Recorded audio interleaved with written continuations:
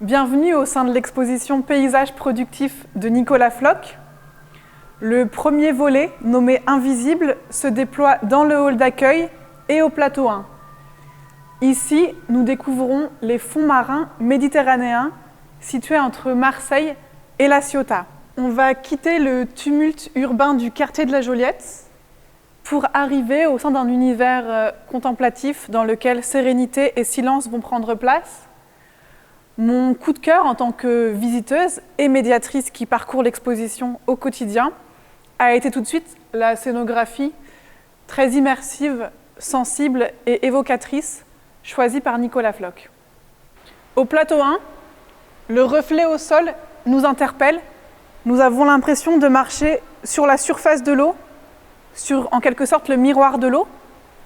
Un contraste saisissant s'opère entre la série de photographies en couleur et cette série en noir et blanc. Lors de notre déambulation, nous suivons cette série à la manière du plongeur qui longe le trait de côte.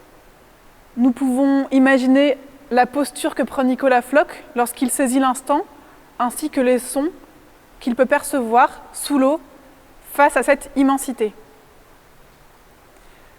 Le choix du noir et blanc et du grand angle permet à chaque visiteur d'imaginer des paysages de nature différentes en fonction de notre vécu, nos représentations. Cette photographie, prise à 5 mètres de fond à l'Anse de la Reine, à Cassis, en 2018, me fait penser à un paysage d'Arizona.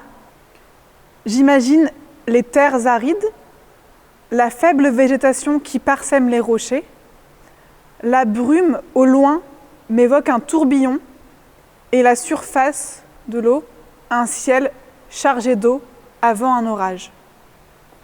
En plus de la scénographie, un autre élément est très marquant, c'est la presque absence de faune au sein de ces photographies.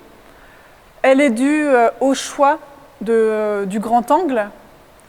Les poissons sont parfois présents, mais très petits.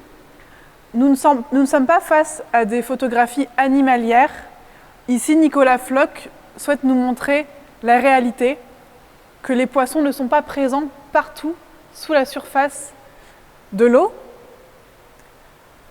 Alors, dans cette photographie, la présence abondante de poissons, qui crée un réel contraste avec les autres photographies, nous interpelle, nous rassure à première lecture.